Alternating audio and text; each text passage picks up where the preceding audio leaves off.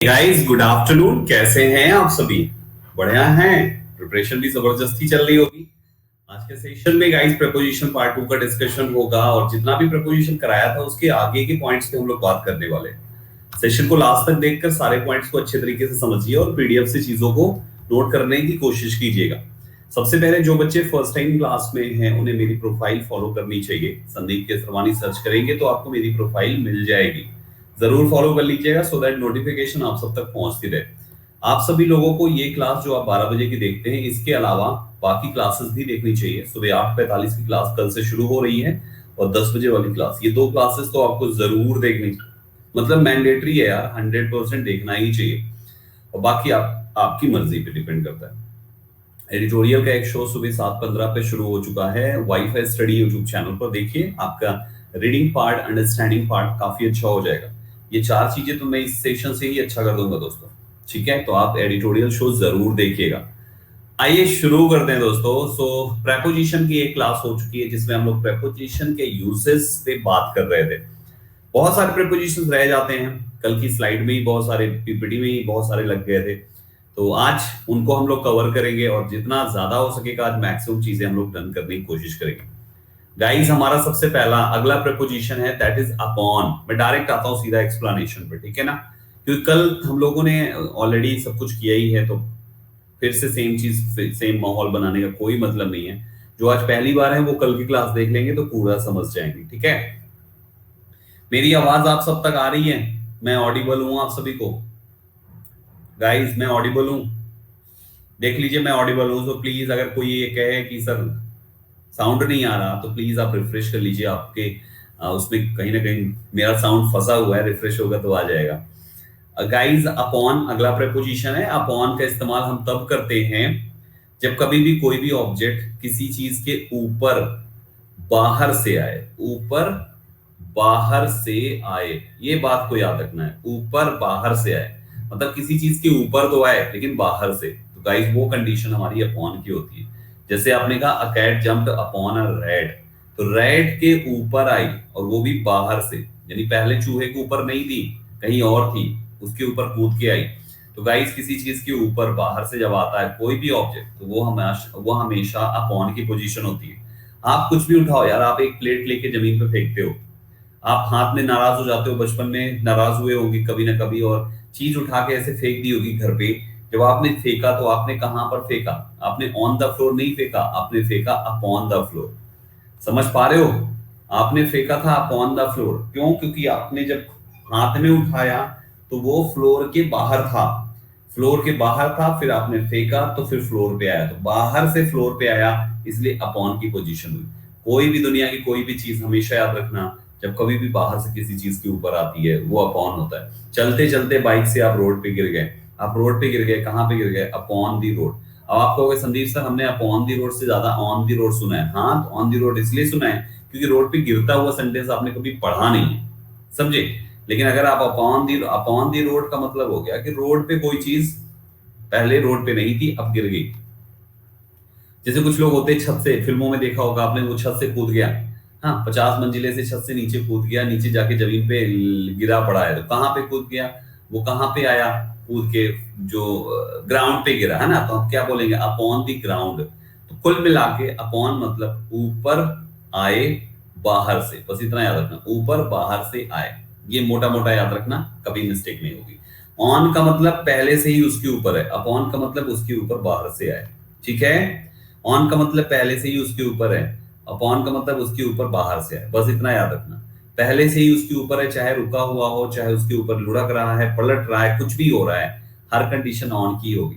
मेरे पास ये पानी की बोतल है, राइट? मैं इसको टेबल पे ऐसे रख के और अगर ऐसे में लुढ़काता हूं तो ये रोल कर रहा है ऑन दी टेबल। ये पानी की बोतल टेबल पे ऑन दी टेबल रोल कर रही है, समझ पा रहे हो?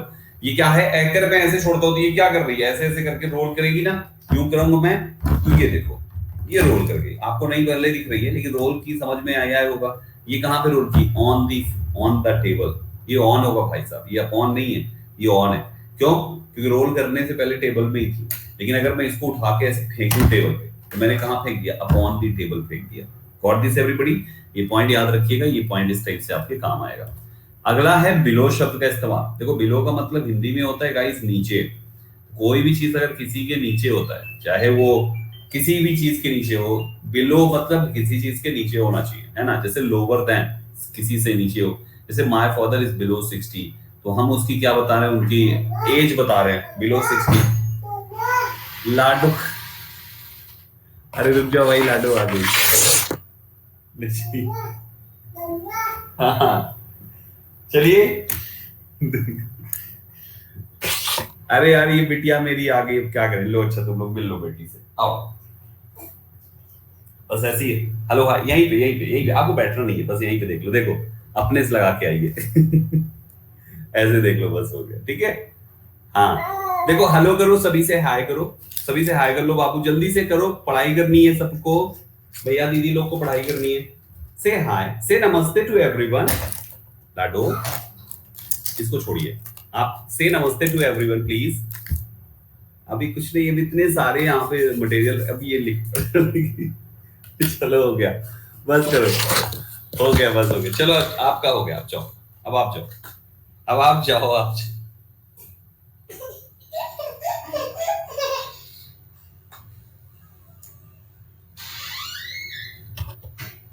ठीक है। ओके, आशवी ने कुछ पढ़ा लिखा दिया क्या? ये मेरे पीछे देखो, इसका ये आशवी की लिखावट। ओके गाइस, तो मैं बात कर रहा था यहाँ पे बिलो का इस्तेमाल। बिलो का यूज कहाँ पे होता है? कोई भी चीज किसी से नीचे हो, जैसे माय फादर इज बिलो 60, मेरे फादर बिलो 60 है, तो मेरे फादर बिलो 60 है, दैट मींस मैं उनकी एज बता रहा हूँ। कोई चीज किसी से कम हो, लेस देन हो, जैसे his income is below 1 lakh a month, यानी 1 लाख से कम है। देखो बिलो मतलब नीचे, नीचे का मतलब कम कह लीजिए, या किसी पर्टिकुलर चीज से नीचे। तो नीचे किसका मतलब, उसका कम ही तो कहना कहेंगे उसको, एक ही बात तो हो गई।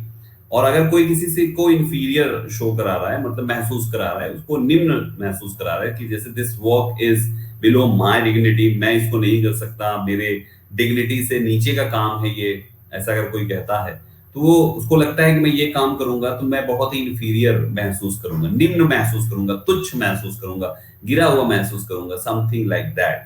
ठीक है ना। तो ये चीज हमारे बिलो के केस में है। तीनों में बात एक ही तो है यार, तीनों में आप किसी चीज को नीचे की ही तो कर रहे हो ना। जैसे बिलो 60, 60 से नीचे, 1 लाख से नीचे, मेरे ओहदे से, मेरी डिग्निटी से नीचे, तो तीनों में तो बात एक ही हुई ना।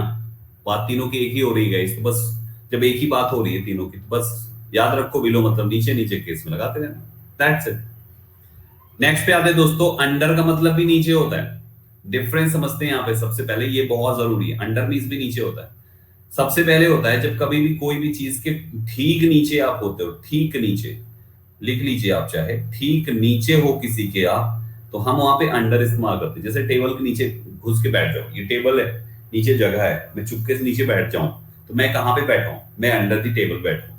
बिल्ली आती है ना, टेबल वगैरह के नीचे छिप जाती है, कॉकरोच वगैरह बेड के नीचे छिप जाते हैं, तो वो सभी क्या होते हैं, अंडर दी टेबल होता है। टेबल के नीचे कूड़ा बहुत इकट्ठा हो जाता है, क्लीन करना होता है, वो भी क्या होता है, अंडर दी टेबल होता है। अंडर मतलब under, under the bed, under the table, under of anything, किसी भी चीज के नीचे, लेकिन ठीक नीचे होना चाहिए। ठीक है ना। और अधीन का मतलब हो गया कोई किसी के अंडर में आता है, जैसे administration is under the government, कहते हैं ना कि ये मेरे अंडर में एरिया आता है, ये एरिया मेरे अंडर में आता है, इधर का बिजनेस मैं करता हूं, तो मेरे मेरे एरिया में नहीं आएगा, है ना। तो आदमी कहते हैं ना अधीन होना, चाहे वो एरिया हो या इंसान, है ना। ये लोग मेरे अंडर में काम करते हैं, ऐसे आदमी बोलते हैं ना, ये लोग मेरे अंडर में काम करते हैं, तो ये मेरी ही सुनेंगे, मैं इनको पगार देता हूं, ये लोग मेरे अंडर में काम करते हैं, तो वो भी तो अधीन हो गया। तो चाहे एरिया हो, चाहे कोई एडमिनिस्ट्रेशन हो, या कोई इंसान हो, बात तो एक ही है, कोई किसी के अंडर में होना, एक ही बात हुई ना। तो ऐसे करके आप याद रख सकते हो कि अरे वो मेरे अंडर में, मतलब वो मेरे अधीन है, इस टाइप से करके याद रखेंगे। तीसरा है less than, she is under as. Under as, under as ये शब्द है ना, मतलब उस अपनी एज से कम है, उसको कहते हैं अंडर एज। देखो ये तीन शब्द का मतलब होता है अंडर में नीचे, या छोटा, कम, ये होता है। लेकिन एक शब्द है अंडर का मतलब अकॉर्डिंग टू भी होता है। ये एक नया रूल है, इसको बस याद करना है, तुमको समझना है। जैसे the police arrested the terrorist under the warrant of the court, यानी कोर्ट के वारंट के अनुसार टेररिस्ट को पुलिस ने अरेस्ट किया। तो आप जब कभी कभी के ऐसा नहीं यहाँ पे अकॉर्डिंग टू दी वारंट लिख दोगे तो गलत हो जाएगा, नहीं वो भी सही है, वो भी सही है। अकॉर्डिंग टू लिखोगे तो वो भी सही है, और अंडर लिखा है तो ये भी सही है, दोनों सही है दोस्तों। According two is also correct, under is also correct, दोनों सही है दोस्तों। तो हम यहाँ पर अंडर ही लिख दिए हैं, क्योंकि इसके केस में भी ये आता है। इस टाइप से सेंटेंसेस हमें न्यूज़पेपर में मिलते हैं। न्यूज़पेपर में जब आप जाओगे तो वहां पे दिमाग लगाओगे कि अरे यार यहाँ पे मीनिंग क्या निकाल रहा है, पता चला अरे यहाँ पे मीनिंग अकॉर्डिंग टू निकाल रहा है, और हम जो है अंडर मतलब नीचे नीचे पढ़ते चले जा रहे हैं, तो पता चला अकॉर्डिंग टू, इसको भी लिखो रूल में, तो उठा के यहाँ पे डाल दिया, ठीक है ना। तो the police arrested the terrorist under the warrant of the court, ये हमारा इस टाइप से अंडर हो गया। बिहाइंड मतलब पीछे होता है, ये तो बहुत आसान है। पीछे यार किसी चीज के, एट द बैक ऑफ, जैसे मेरे पीछे ग्रीन कर्टेन है ना, तुम्हारे पीछे तुम्हारा घर है, तुम्हारे पीछे कुछ रखा होगा, कुछ ना कुछ तो होगा ही पीछे, वो तुम्हारे पीछे खड़ा है, स्टैंडिंग बिहाइंड यू। तो बिहाइंड मतलब पीछे यार।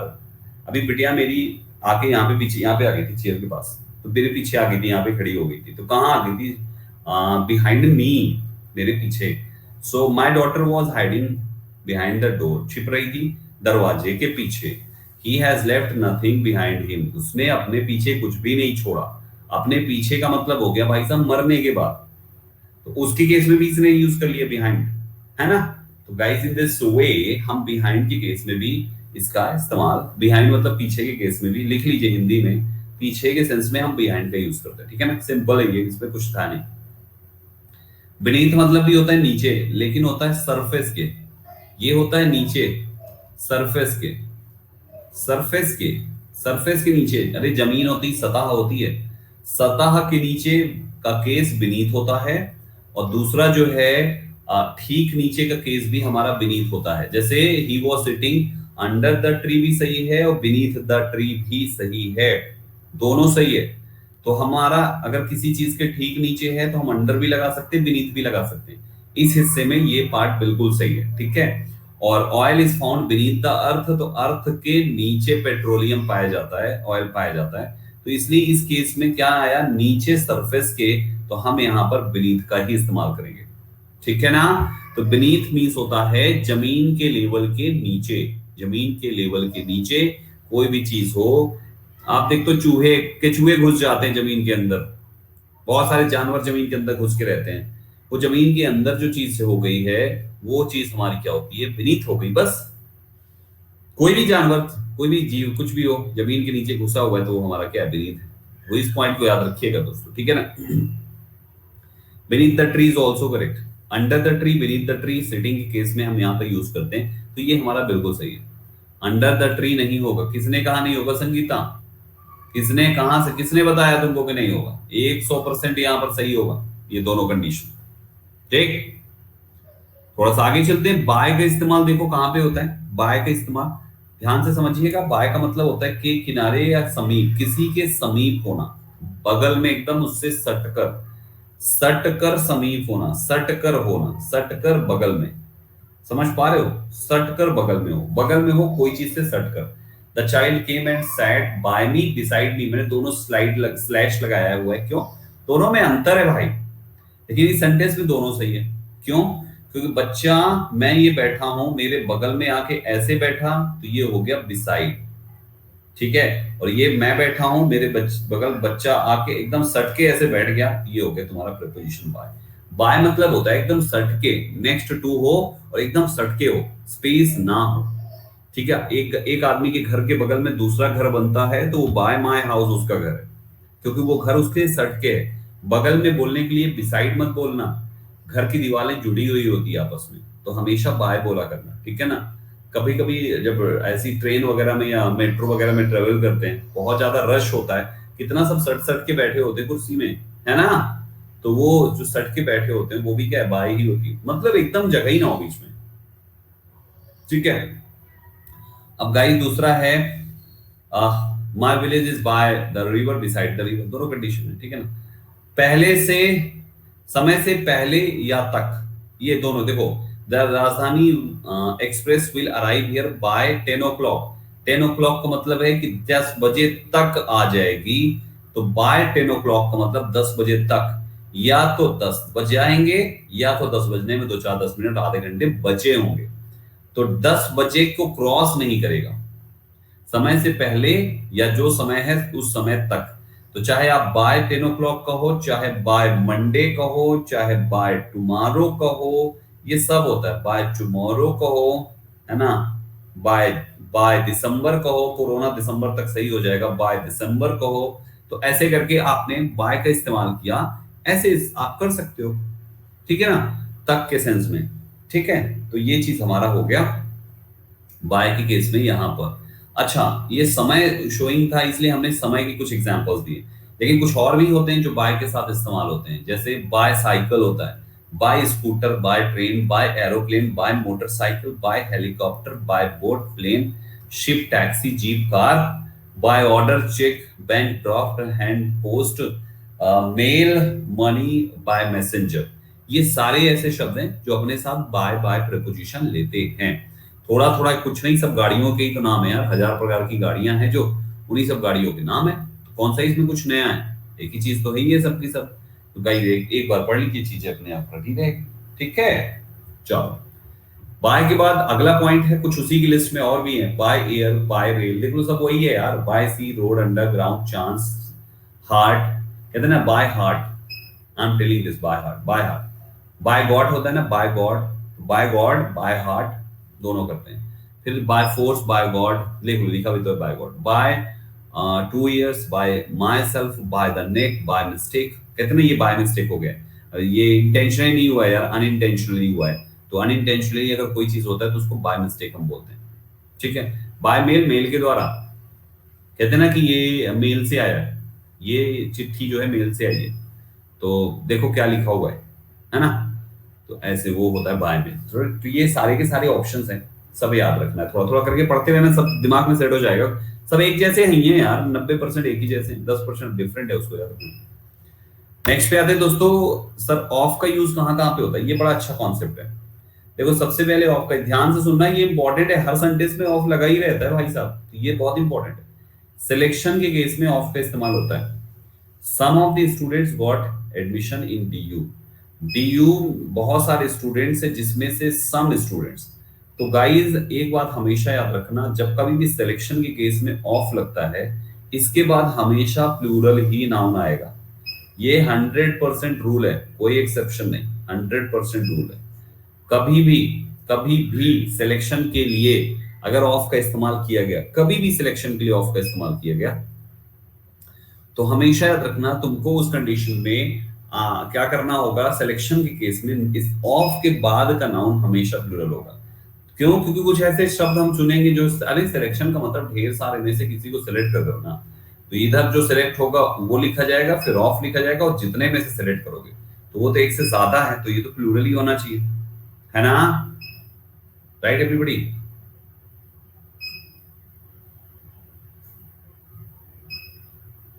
दोनों में फर्क है अरिजीत बेटा, दोनों में फर्क है। बाय 10 o'clock और एट 10 o'clock में फर्क है। एट 10 o'clock का मतलब है कि ठीक 10 बजे, ना पहले ना बाद। बाय 10 o'clock का मतलब है 9:30 भी हो सकता है, 7:30 भी हो सकता है। बाय 10 o'clock मतलब 10 बजने में 1 मिनट भी हो सकता है। तो दोनों का फर्क है। ट्रेन 10 बजे आएगी, ट्रेन 10 बजे तक आती है, दोनों में फर्क है। 10 बजे आएगी एट 10 o'clock, और आपने कहा 10 बजे तक मैं ये काम कर दूंगा, तो बाय 10 o'clock। दोनों में फर्क है ना। 10 बजे तक का मतलब क्या है कि हो सकता है 10 मिनट पहले ही खत्म हो जाए, लेकिन 10 बजे डेडलाइन है। और एट का मतलब है कि कोई डेड लाइन का नहीं, वो ठीक एकदम पॉइंट ऑफ टाइम, एकदम वही बिंदु है, वो बिंदु है एकदम सीधा उसी पे, समझे। तो ये अंतर होता है एट और बाय में। ठीक है, ऐसे तो सिंस भी होता है, सिंस 10 o'clock नहीं होता, हाँ सिंस 10 o'clock भी तो होता है, फ्रॉम 10 o'clock भी तो होता है, सब तो करते हैं हम वहां पे। तो ये चीज होता है।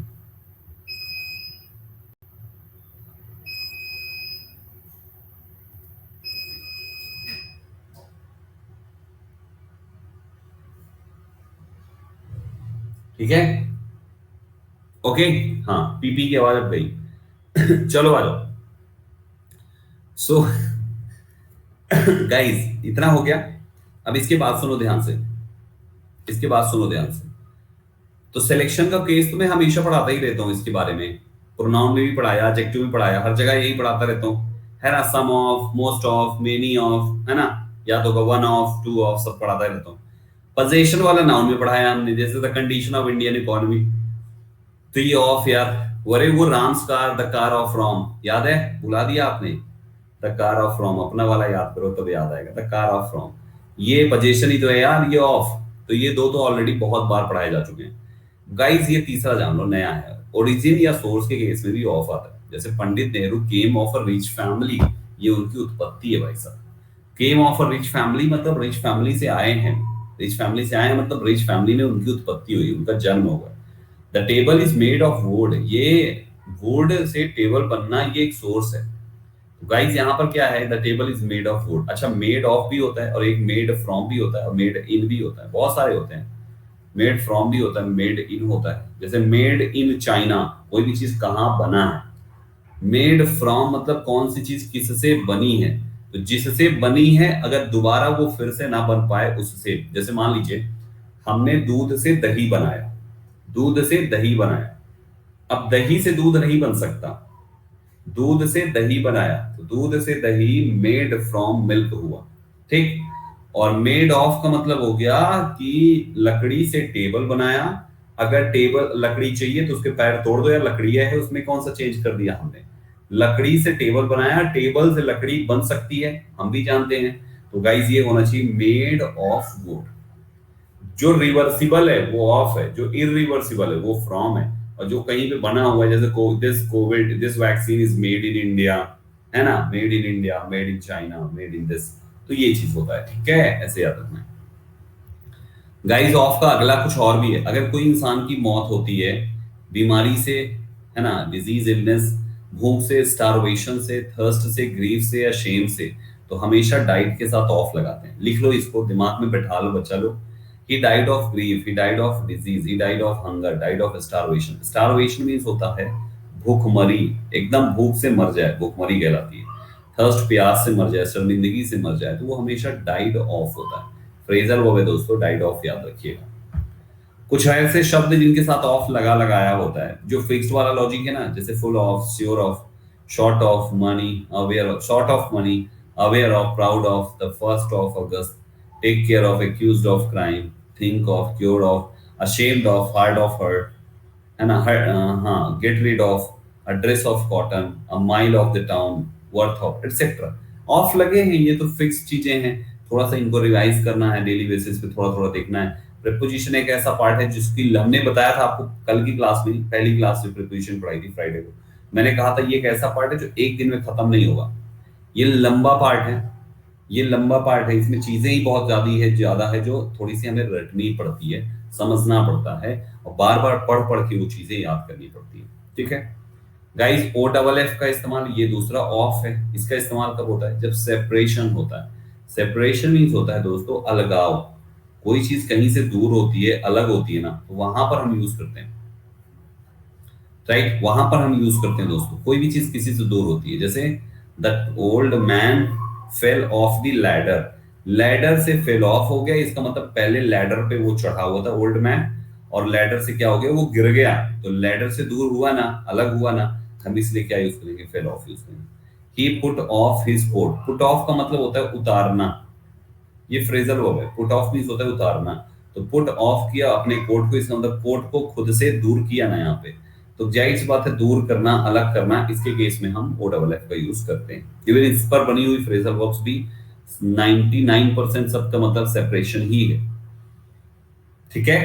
तो ये चीज होता है, पावर ऑफ हो जाता है ना, पावर कट, पावर ऑफ हो जाता है। स्विच ऑफ दी फैन होता है, तो स्विच ऑफ दी फैन मतलब फैन के स्विच को लाइट से दूर कर दो, अलग कर दो, तो इसी को कहते हैं स्विच ऑफ दी फैन, ठीक है guys. In front of means होता है सामने, कोई भी चीज किसी के सामने, जैसे मेरे सामने लैपटॉप रखा हुआ है, तो there is a laptop in front of me, कोई भी चीज है ना। मेरे घर के सामने एक अच्छा परिवार, एक क्रिश्चियन फैमिली रहती है, तो there lives a Christian family in front of my house, ठीक है, कुछ भी ऐसे कह सकते हैं। तो इन फ्रंट ऑफ मतलब होता है किसी के सामने यार, सामने। There is a hotel in front of my house. अब बिफोर मतलब भी होता है सामने, देखो एक तो बिफोर मींस पहले होता है, दूसरा बिफोर मींस सामने भी होता है, तो दोनों याद रखना है यहाँ पर इसका, ठीक है। सेपरेशन में फ्रॉम भी आता है, पैरामीटर, अभी हम आगे बताएंगे फ्रॉम के बेस, फ्रॉम के बारे में, ठीक है, दोनों में अंतर भी बता देंगे, ठीक। दोनों का अलग अलग गेम है, एक दूसरे की जगह पे नहीं है, उसकी अपनी अलग सीमा है, इसकी अपनी अलग सीमा है, दोनों की सीमा अलग अलग है, ठीक है। नेक्स्ट है अप एंड डाउन। अरे अप मतलब कोई भी चीज, अप मतलब होता है ऊपर, अप का मतलब होता है ऊपर, डाउन मीन्स होता है नीचे। तो अगर कोई भी चीज ऊपर की ओर, लिख लो इसमें पहले, ऊपर की ओर, डायरेक्शन आया ऊपर की ओर, ये नीचे की ओर। तो गाइस अगर कोई चीज ऊपर की ओर जा रही है तो वो अप हो रही है। जैसे price of articles are still going up, यानी प्राइसेस जो है आर्टिकल्स के वो ऊपर की ओर जा रहे हैं, है ना। और अगर नीचे की ओर आ रहे हैं तो are coming down, are coming down, coming down, है ना। Share market are still coming down, फिर भी अभी भी नीचे आ रहे हैं, लोग बर्बाद हो रहे हैं। The sun has gone down, sun has gone down मतलब नीचे की ओर आ गया है। He was walking down the street, right, नीचे की ओर वो स्ट्रीट के क्या कर रहा है, वो कर रहा है, वॉक कर रहा है। तो ऊपर की ओर नीचे की ओर, सिंपल है यार, ठीक है ना। चलो guys, through and through out बहुत प्यारा सा कॉन्सेप्ट है। डिफरेंस बताओ कोई मुझे, थ्रू एंड थ्रू आउट में क्या है।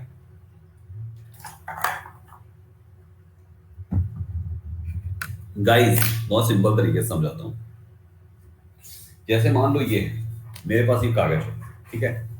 तो मैंने इस कागज को यूं करके मोड़ा, ये गोला बनाया, ठीक।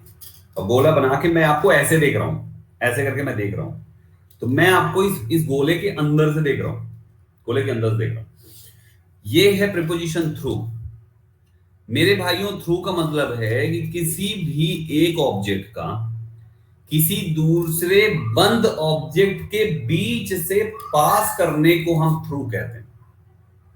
समझ गए, पास करने को, मेरी लाइन सुनना, मैंने लिखा है पास करने को, मतलब वो उस ऑब्जेक्ट के बीच में फंसा नहीं होना चाहिए, वो चला जाना चाहिए, निकलते हुए होना चाहिए। तो हम वहां पर प्रेपोजिशन थ्रू इस्तेमाल करते हैं, वो दुनिया की कोई भी चीज हो। I am seeing to all of you through this pipe, through this pipe, मैं इस पाइप के थ्रू आपको देख रहा हूं। पानी पाइप से पास होता है, थ्रू पाइप। एसी का पानी पाइप से आता है, थ्रू पाइप। मेट्रो टनल से पास होती है, through tunnel, metro passes through the tunnel. Through का मतलब हो गया कि कोई चीज किसी बंद जगह से, वो बंद गोला ही नहीं होगा, वो चपटा हो, जैसा भी मर्जी हो, कोई भी शेप में हो, लेकिन उस चारों तरफ से ढका हुआ हो और फिर बीच से आदमी निकले, ठीक है ना। तो उस किसी चीज के माध्यम से उसको हम कहते हैं प्रीपोजिशन। समझ गए। और थ्रू आउट का मतलब क्या होता है, थ्रू आउट मीन्स होता है किसी भी चीज का शुरुआती से अंत तक। लिख लो यहां पे, थ्रू आउट मीन्स होता है शुरुआत से अंत तक, शुरुआत से अंत तक, अंत, ठीक है ना। शुरुआत से अंत तक, किसी भी चीज का शुरुआत से अंत तक। जैसे जैसे मान लीजिए मैं पढ़ा रहा हूं, अब कोई एक बच्चा है, शुरू से बात करना शुरू किया, अंतिम तक बात कर रहा है, पूरी क्लास में बतियाया और कुछ नहीं किया, केवल बतियाया, पूरी क्लास में बतियाया। तो उसने कब तक बतियाया, he talked, he tried to disturb the class throughout the, he tried to disturb the student throughout the class, या he kept on talking throughout the class। Through out the class मतलब, मेरी line सुन लो, शुरुआत से अंत तक, मतलब शुरुआत भी हुआ है और उसका अंत भी हो चुका है। उसका शुरुआत भी होना चाहिए, उसका अंत भी होना चाहिए। और ये इस्तेमाल होता है टाइम के लिए। थ्रू आउट जो है वो समय के लिए आता है, ये भी याद रखना। तो शुरुआत किसी भी कार्य के शुरुआती समय से लेकर उस कार्य के अंतिम समय तक का ये जो पूरा समय है, कोई दूसरी घटना जो इस पूरे समय में, इस पूरी जर्नी में रही है, उस घटने को, इस घटना का थ्रू आउट बोलते हैं। समझे। तो he talked through out the class. आपने सारी रात पढ़ाई करी, थ्रू आउट द नाइट, उसने सारा दिन काम किया, थ्रू आउट द डे। सारी रात बारिश हुई, through out the night, it rained through out the night, है ना। मैंने सारी रात पढ़ाई करी, through out, I study through out the night. समझ रहे हो। इसने पूरी जवानी, इसने पूरी जवानी आवारागर्दी करी, हाँ, इसने पूरी जवानी आवारागर्दी करी। He was a vagabond through out his, कौन सी एज, जवानी की एज, है ना, यंग एज। तो थ्रू आउट का मतलब है किसी चीज की शुरुआत भी हो और उस चीज का अंत हो, इस पूरे समय के दौरान जो चीज चली है उसके साथ में, ये चीज इसके थ्रू आउट होती है। When I was a student, I used to study throughout the night। सारी रात में पढ़ा करता था जब मैं एक स्टूडेंट था, है ना। नेक्स्ट पे आ जाओ। बियॉन्ड का मतलब होता है कोई लिमिट के पार यार, किसी लिमिट के पार, कोई लिमिट है उसके पार। तो लिमिट के पार को हम कहते हैं दोस्तों बियॉन्ड। जैसे don't go beyond the river मतलब क्या है, आगे पानी गहरा है यहीं पे नहा लो, आगे पानी गहरा है यहीं पे नहा लो, कहीं मत जाओ। Beyond the river, beyond the line, beyond the boundary, beyond the rope. Ganga ji जब नहाने जाते हैं ना माघ के महीने में, फरवरी जनवरी में, तो वहां पे रस्सी बांध दी जाती है ताकि लोग इसके अंदर ही नहाए, आगे बह के ना जाए। तो वहां पे रिस्ट्रिक्शन होता है, मतलब आप बाहर नहीं जा सकते, और अगर आप जाने की कोशिश करते हो तो you are trying to go beyond the rope. Beyond मतलब होता है दिए हुए लाइन, आउट ऑफ लिमिट यार। सीता मैया ने रेखा पार की थी ना, सीता मैया बियॉन्ड दी लक्ष्मण रेखा हुई थी। बियॉन्ड मतलब होता है किसी चीज के परे, के परे, के परे का मतलब होता है के बाहर, समझे? Beyond that is, don't remain out beyond midnight. Midnight के बियॉन्ड में बाहर मत रहो। इसका मतलब क्या है?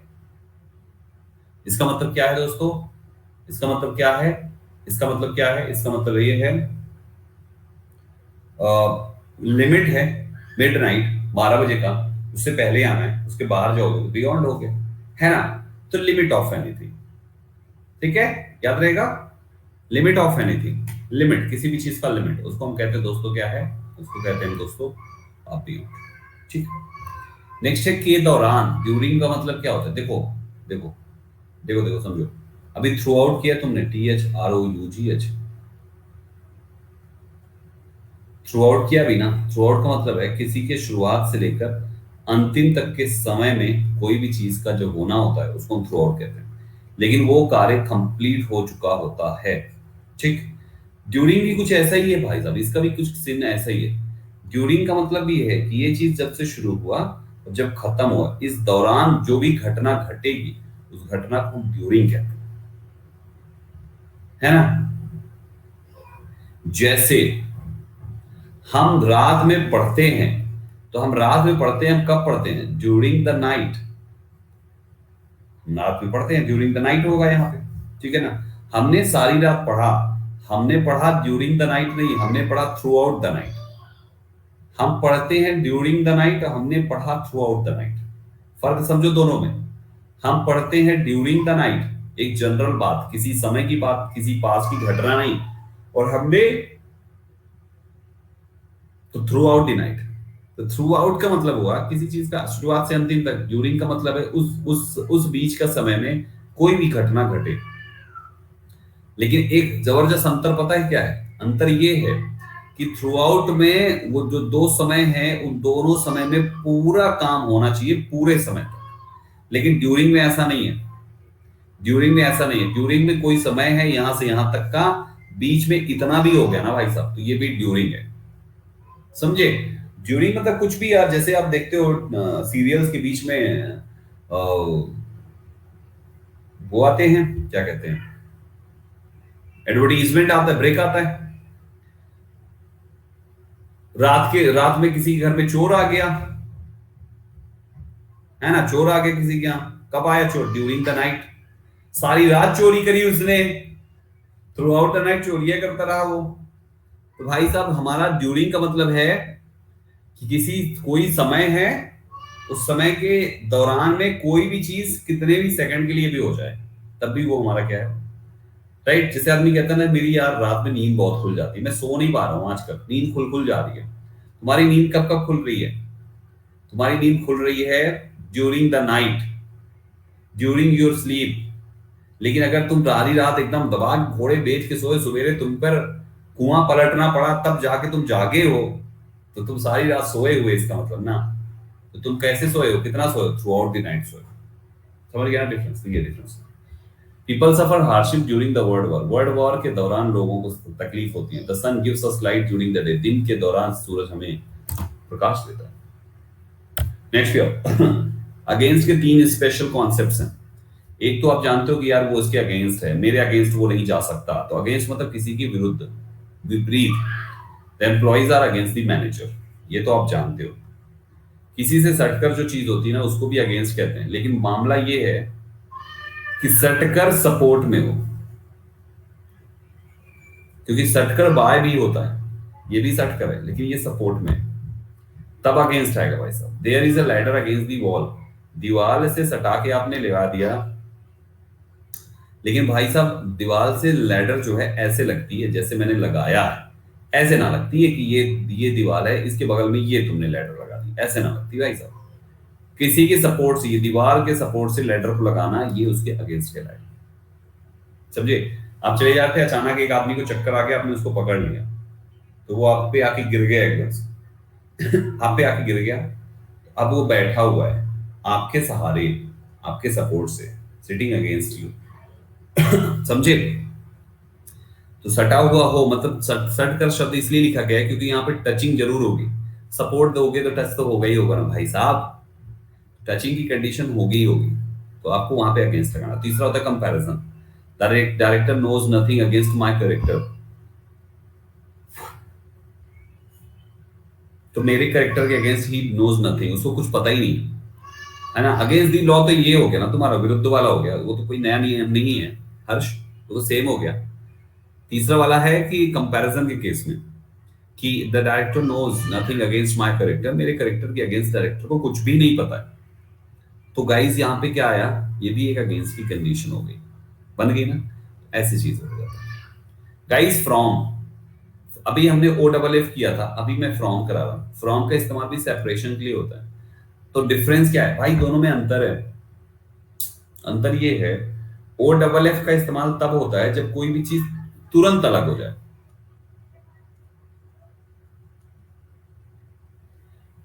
तुरंत अलग हो जाए,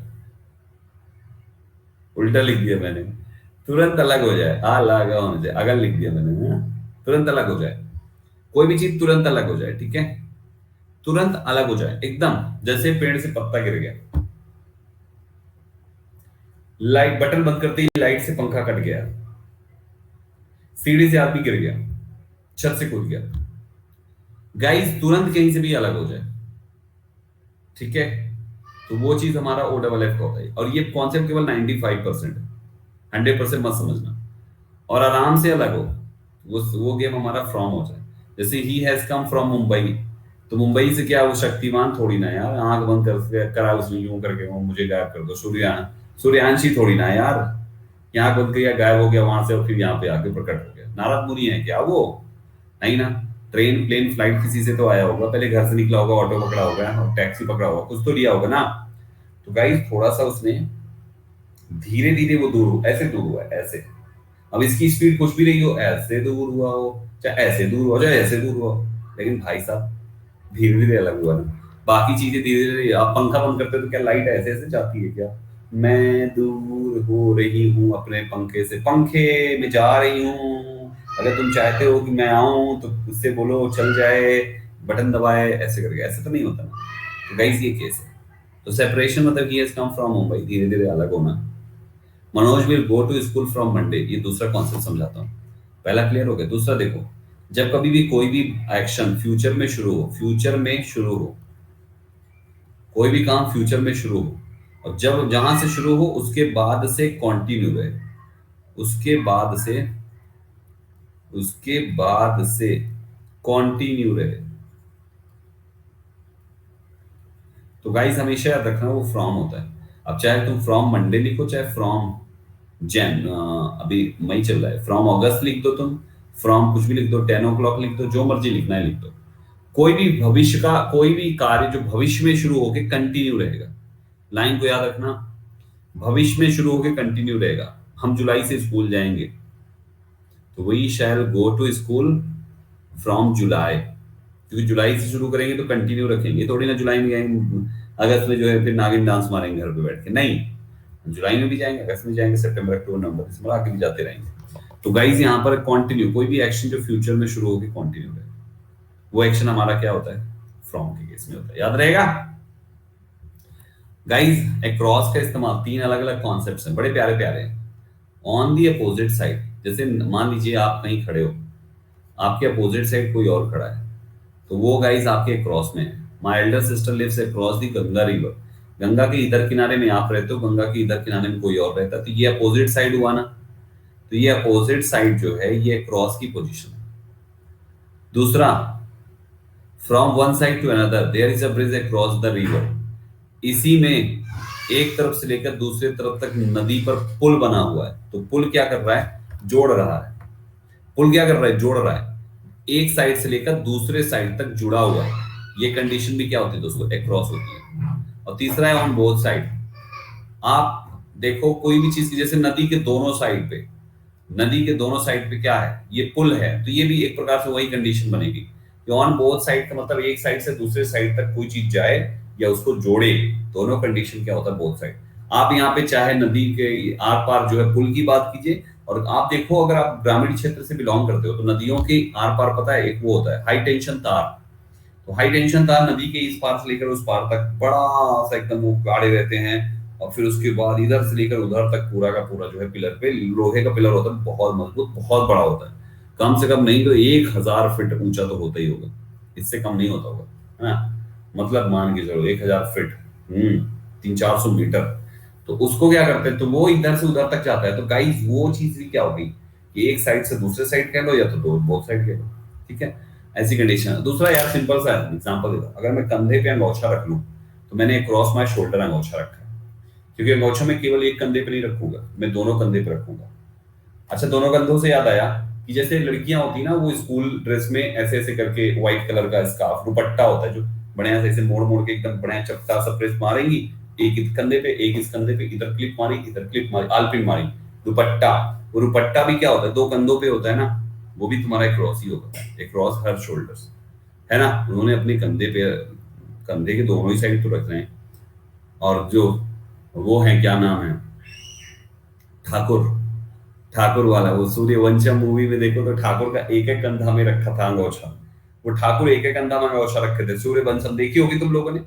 सूर्यवंशम में क्या नाम रहता है, ठाकुर, अमिताभ बच्चन, क्या कौन से ठाकुर रहते हैं, तो वो एक ही कंधा में, अरे हीरा लाल उनके बेटे का नाम रहता है ना, भानु प्रताप सिंह।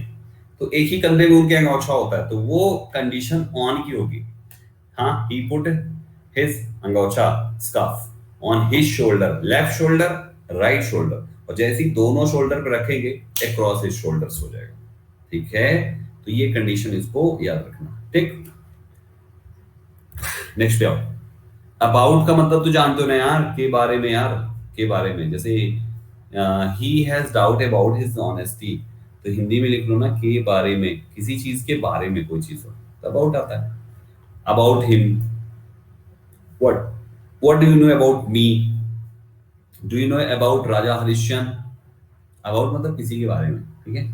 दूसरा अबाउट मतलब लगभग भी होता है, इट इज अबाउट 9 o'clock मतलब लगभग 9 बजे, इट इज अबाउट 9, लगभग 9 बजे। तो इट इज अबाउट 9 o'clock मतलब लगभग। तो हम लगभग के केस में भी यूज करते हैं, किसी के बारे में भी से, ये दोनों केस में आता है। Guys along and along with दोनों में अंतर है, देखो। अलोंग का मतलब होता है किसी चीज के किनारे किनारे, कोई भी चीज के किनारे किनारे। जैसे अगर आप, कोई चींटी चल रही, चींटा चल रहा है या चींटी चल रही है, कागज पे चल रही है, तुम उससे पेन से ऐसी लाइन खींच दो तो वो उसके किनारे किनारे चलेगी भाई साहब, लेकिन इसके क्रॉस नहीं करेगी पेन। ट्राई करना कभी, चींटी उंटी अगर चल रही हो, तुम एक पेन उठाओ और बस ऐसे गोला खींच दो उसके, ठीक है, तो वो ऐसे किनारे किनारे चलेगी, ये देखते हुए कि कहां से रास्ता टूटा हुआ मिले और वो निकल जाए। जबकि सोचो केवल पेन खींचा हुआ है, कुछ है नहीं, लेकिन फिर भी वो ऐसे ऐसे घूमती रहेगी, लेकिन उसके बाहर नहीं निकलेगी चींटी या चीटा, ठीक है। तो ये चीज जो है भाई साहब, वो किनारे किनारे घूम रही है। कैसे घूम रही है, अलोंग द सर्कल। नदी के किनारे किनारे अपन टहलने जाते हैं, along the bank of the river. Road के किनारे किनारे जॉगिंग करते हैं, फुटपाथ रोड के किनारे बनता है, रोड के किनारे किनारे लोग पैदल चलते हैं, साइकिलिंग करते हैं, along the road, along the track. तो गाइस किसी चीज के किनारे वो ऐसा है तो वो भी ऐसा, ठीक है। और अलोंग विद का मतलब होता है कि किसी के साथ, किसी के साथ हो या हम किसी को लेकर हो, कोई भी कंडीशन हो, किसी को लेकर भी हो या किसी के साथ हो, दोनों कंडीशन हमारी अलोंग विद की होती है। जैसे हम किसी को लेकर आते हैं, लेकर जाते हैं, जैसे छोटे बच्चे को लेकर हम स्कूल जाते हैं, मार्केट जाते हैं, तो हम उसको लेकर जाते हैं। तो I go to market along with my son, है ना, I go to the market along with my son, along with my daughter. Along with क्यों आया, क्योंकि मैं लेकर गया, और बच्चा मेरे साथ जा रहा है तो विद आ जाएगा, बच्चा कम्स विद मी, है ना। कम्स विद के केस में, साथ के केस में भी आता है, उसके केस में भी। और विद अकेला भी विद के केस में आता है, साथ के केस में आता है, तो उस केस में भी विद भी आ जाएगा, उसकी कोई दिक्कत नहीं है। गाइस बिफोर मतलब होता है के सामने या के पहले, है ना। The case was brought before the जज, जज के सामने। अभी मैं पढ़ा चुका हूं, जब इन फ्रंट ऑफ पढ़ाया था ना, तो इन फ्रंट ऑफ में बिफोर भी पढ़ाया था, सेम चीज है। और किसी के पहले यार, तो बिफोर मतलब पहले भी होता है, आई बिफोर पहले, हाँ आफ्टर मतलब बाद में। तो I take this medicine before my breakfast, अपने ब्रेकफास्ट से पहले मैं ये मेडिसिन लेता हूँ। बिफोर आया दोस्तों, बिफोर माई ब्रेकफास्ट, ठीक है, ऐसे याद रखिए। आफ्टर मतलब बाद में यार, he came after 5 days, Tuesday comes after Monday, बाद में यार। आफ्टर मतलब बाद में, बिफोर मतलब पहले, क्या नया बताऊं, मीनिंग बस याद रखो यार, इसकी क्या मतलब है, बस हो गया, है ना, सिंपल। गाइस विद का मतलब के द्वारा। देखो दो केस होता है, एक तो साथ वाला जान लो, I live with my family, मैं अपने परिवार के साथ रहता हूँ, ये तो तुम जानते हो भी।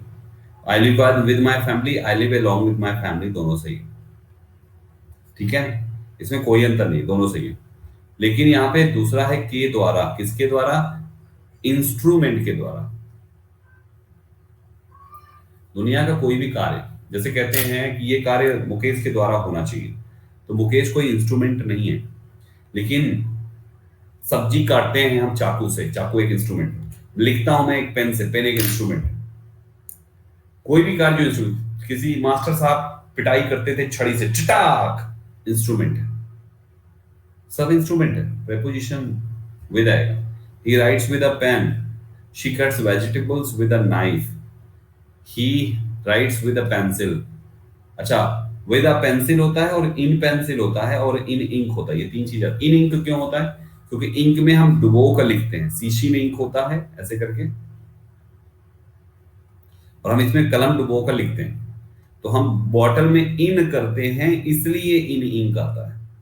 तो लिक्विड से कोई कार्य ऐसा हो रहा है जिसमें इन करना पड़ रहा है, तो इन आएगा, ठीक।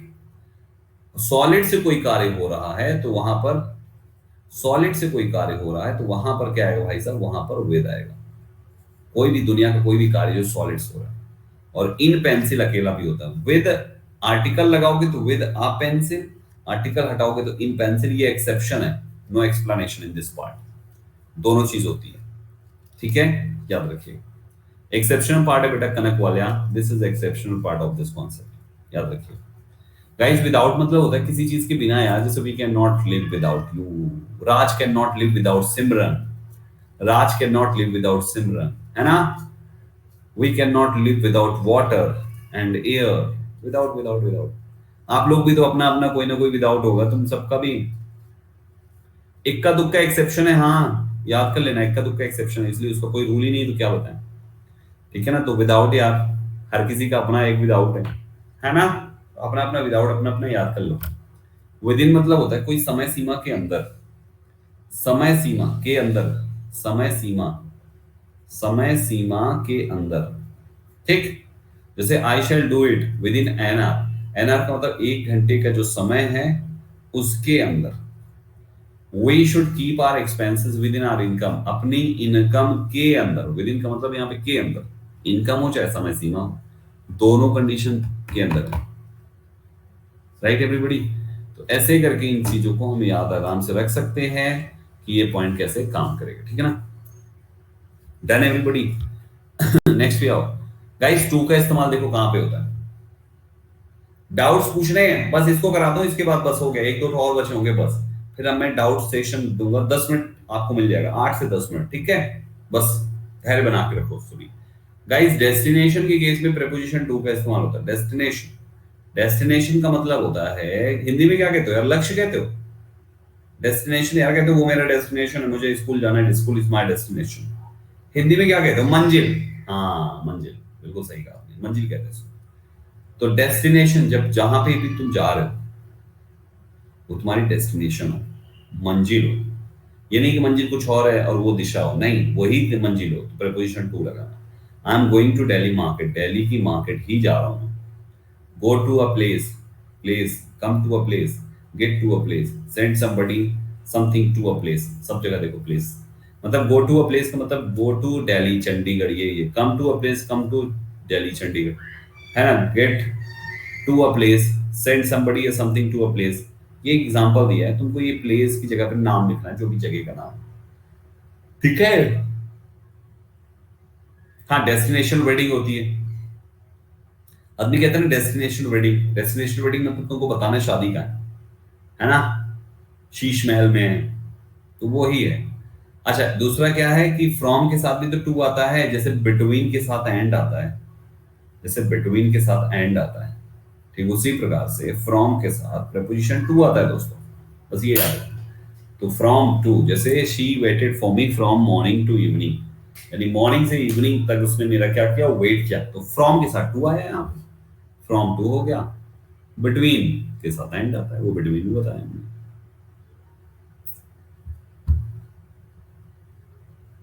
Got this everybody, from to है, चाहे जिसके लिए लगाओ फ्रॉम टू, यहां से वहां, ऐसी कंडीशन हो तो यहां से वहां, इतने से इतने फ्रॉम लगाते हैं वहां पे, फ्रॉम टू हो जाएगा, ठीक है ना। और टुवर्ड्स एक वर्ड है दोस्तों, टुवर्ड्स, वो टुवर्ड्स मतलब होता है डायरेक्शन, देखो वो था डेस्टिनेशन, ये है डायरेक्शन। डायरेक्शन का मतलब होता है दिशा। तो जो भी तुम नाम बताओगे ना, वो नाम तुम्हारा डेस्टिनेशन नहीं होगा, वो डायरेक्शन होगा, समझे। जैसे स्कूल जा रहा हूं, तो गोइंग टू स्कूल, स्कूल की ओर जा रहा हूं, गोइंग टूवर्ड्स स्कूल। हॉस्पिटल जा रहा हूं, गोइंग टू हॉस्पिटल, हॉस्पिटल की ओर जा रहा हूं, टूवर्ड्स हॉस्पिटल। रेलवे स्टेशन जा रहा हूं, going to railway station. Railway station की ओर जा रहा हूं, going towards railway station. So guys, towards का मतलब है कोई दिशा यार, वो दिशा में जा रहे हो तुम, है ना, उस दिशा में जा रहे हो तुम, गलत दिशा में जा रहे हो, you are going towards wrong, wrong direction, wrong side, है ना, you are going wrong side. तो गाइस, रॉन्ग टूवर्ड्स का मतलब डायरेक्शन। दूसरा होता है टूवर्ड्स का मतलब किसी के प्रति, जैसे आपने कहा इस कोरोना के समय हमें जरूरतमंदों के प्रति थोड़ा हमदर्दी दिखानी चाहिए, तो we should be kind towards the needy in this pandemic situation, we should be kind towards the poor. Towards का मतलब किसी के प्रति, बच्चों के प्रति हमें थोड़ा दयालु होना चाहिए, बच्चों के प्रति थोड़ा दयालु होना चाहिए, तो we should be kind towards children, है ना। बड़ों के प्रति थोड़ा सा रिस्पेक्टफुल होनी चाहिए, we should be respectful towards our elders. तो गाइस, हमारे क्या है कि हर कंडीशन में टुवर्ड्स लगाओ जब प्रति है, गेटिंग एग्जैक्टली। तो गाइस ये रहे आपके प्रीपोजिशन का पूरा पार्ट, जिसमें हमें यूसेस पढ़ना था। ये लास्ट में है some preposition, some important prepositional phrases, कुछ लिख कर आया हूं मैं आपके लिए इंपॉर्टेंट प्रीपोजिशनल फ्रेजेस, इसको नोट कर लीजिए, स्क्रीनशॉट ले लीजिए। लेकिन बात इतने पे ही खत्म नहीं होगी, मैं आपको अभी भी कह रहा हूं, ये एक ऐसा पार्ट है जो लंबा चलने वाला है, सेल्फ स्टडी में, मेरी क्लास में नहीं, मेरी क्लास में प्रैक्टिस में आप सीखेंगे बाकी चीजें, ठीक है ना। तो लिखने कुछ नहीं है, स्क्रीनशॉट ले लो बस, स्क्रीनशॉट ले लो बस।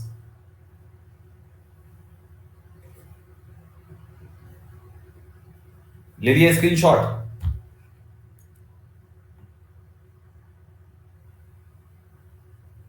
ग्रेट, स्क्रीनशॉट ले लो सभी लोग, ठीक है। तो गाइस, ये है आपका, आपके सामने पूरा का पूरा प्रेपोजिशन, ठीक है। लेकिन ये केवल भाई साहब 5% भी नहीं है, 95% से भी ज्यादा। 95 लैपटॉप में कैसे लें, स्क्रीनशॉट लेना नहीं आता, विंडो के साथ प्रिंट स्क्रीन दबाओ, विंडो बटन दबाओ और फिर प्रिंट स्क्रीन की बटन दबाओ, विंडो के साथ प्रिंट स्क्रीन, ये स्क्रीनशॉट लिया जाता है लैपटॉप से।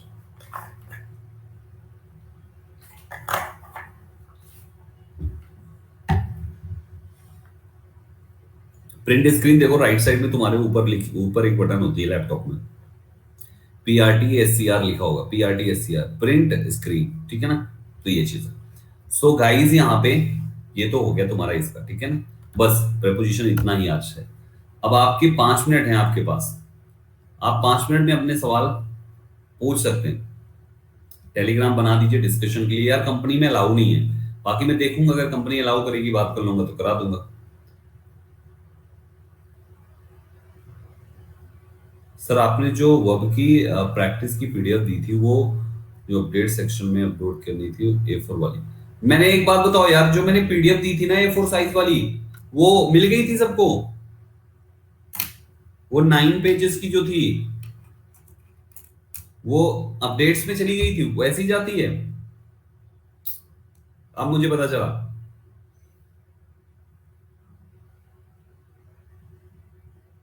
बेटा है तो मेरा भी, लेकिन बता नहीं सकते अपना। जो पुराने हैं वो अपने जुड़े हुए हैं, जो नए हैं उनको नहीं पता है, अलाउ नहीं है, बता नहीं सकते यार, समझा करो, कंपनी में जॉब ही करते हैं हम भी यार। तो मिली थी सबको, सभी लोग जो यार पिछली क्लास से डाउनलोड कर लेना, अच्छे है यार, बहुत सारे क्वेश्चंस दिए थे मैंने।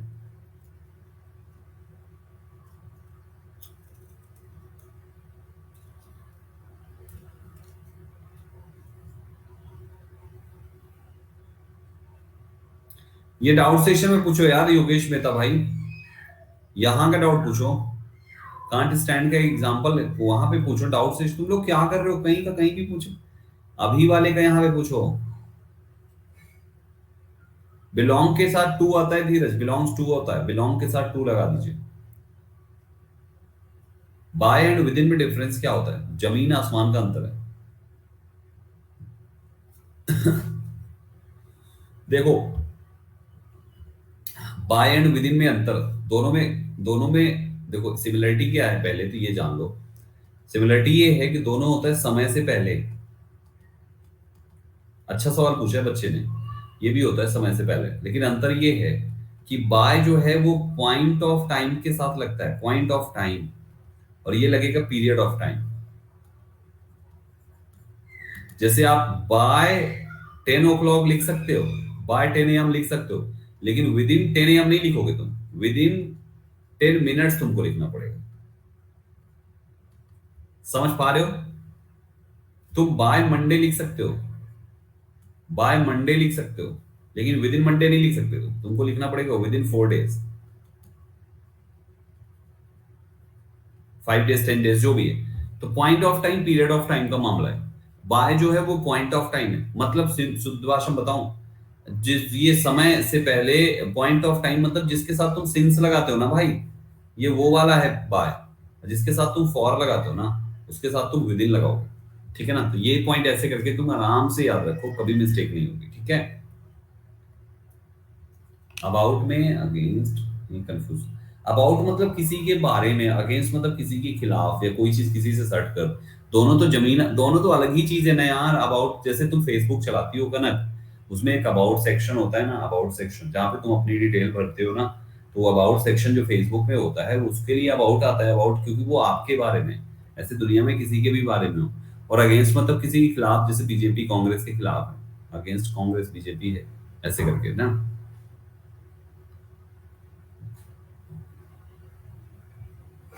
फ्रॉम मंडे ऑन मंडे कौन सा सही है? दोनों सही है बालक, मोहम्मद आरिफ, दोनों सही है, लेकिन दोनों में अंतर है।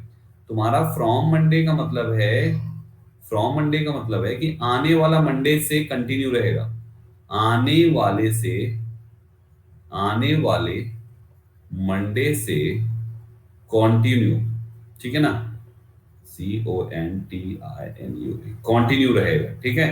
लेकिन बेटा तुम्हारा जो ऑन मंडे है ना, ऑन, केवल ऑन, ऑन मंडे जो है ना, इसका मतलब है केवल आने वाले मंडे को, मंडे को, आने वाले मंडे को।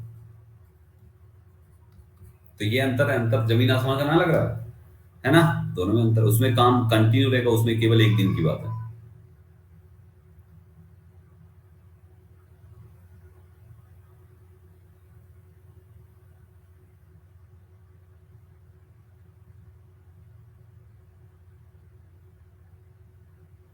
ड्यूरिंग वाला समझ नहीं आया? अरे ड्यूरिंग का मतलब है कि कोई भी चीज किसी चीज के दौरान, जैसे मैं अभी पढ़ा रहा हूँ, मेरी क्लास के दौरान आप लोग डाउट्स पूछ रहे हो, तो you guys are asking questions during my class, during my class, during my, अरे ड्यूरिंग का मतलब हो गया कुछ भी यार। जैसे खाना क्लास के दौरान आप कहते हो ना, संदीप सर वो बिटिया आपकी रोने लगी, लाटो चिल्लाने लगी, लाटो रोने लगी, कब रोने लगी? During my class. तो ड्यूरिंग माय क्लास यार, है ना। तो उसको ड्यूरिंग, ड्यूरिंग मतलब किसी कोई कार्य चल रहा है उसके बीच में दूसरा हो जाए, है ना। जैसे रात को सोता है एक आदमी, तो सोते समय क्या अचानक उसने खर्राटे लेना शुरू कर दिए, मेरी नींद खराब कर दी, मेरी नींद खराब करी खर्राटे के दौरान, ठीक है। बीच में ही होगा, उसके बाद थोड़ी ना होगा यार। अब मैं क्लास खत्म कर चुका हूं, तब थोड़ी बोलोगे ड्यूरिंग द क्लास। अब मैं क्लास खत्म कर लिया, बिटिया रोना शुरू की, खत्म करने के बाद तो थोड़ी होगा ड्यूरिंग द क्लास, मैं खत्म किया, शट डाउन किया, बाहर गया, बिटिया ने मुझे देखा, रो दी कि पापा पापा आप मुझे नहीं लेते हो। तो गाइज वहां पे उस कंडीशन में तो वो ड्यूरिंग द क्लास थोड़ी ना होगी, क्योंकि क्लास तो है ही नहीं ना उस समय। तो क्लास तो चाहिए ना जो आगे मेंशन कर रहे हो। तब फिर तुम लिख सकते हो वहां पे ड्यूरिंग द डे, ये लिख सकते हो तुम, ड्यूरिंग द डे लिख सकते हो, क्योंकि दिन तो तब भी है। ठीक है। अब पूरी क्लास रोती रही, जब तक क्लास चली तब तक रोती रही, तो तुम क्या लिखोगे? थ्रू आउट दी क्लास लिख दो, थ्रू आउट दी क्लास लिख दो। पूरी क्लास अगर रोई, शुरू हुई खत्म हुई, पूरा 1 घंटा 60 मिनट पूरा रोई, तो गाइस वो कंडीशन थ्रू आउट हो जाएगा। थ्रू आउट एक साथ लिखा जाएगा, जो ही बीच में गैप मत दो ना, अलग अलग नहीं है, ये एक साथ जुड़ा हुआ है। ऑफ एंड ऑफ में डिफरेंस नहीं बता रहे यार, क्या कर रहे हो? ये तुम्हारा ओ डबल एफ जो है, ओ डबल एफ सेपरेशन, ये अलग होने के लिए यार, सेपरेशन के लिए है।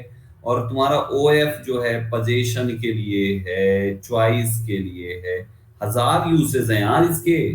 तो ये इसका दोनों अलग ही चीज है, दोनों तो गेम ही अलग है, बिल्कुल है ना, दोनों तो गेम ही अलग है। चलो आपके और भी क्वेश्चंस जो भी होंगे ना, आप डाउट सेशन में, परसों डाउट सेशन आ ही रहा है, सब इकट्ठा करके लिख लो, सारे पूछ लेना डाउट सेशन में, ठीक है ना। चलो क्योंकि आपकी अगली क्लास होगी, इस सेशन को यहीं पे स्टॉप करते हैं और मिलते हैं 12 बजे की क्लास में आप सभी के साथ। 12 तो हो गया, 2 बजे की क्लास में। Thank you very much.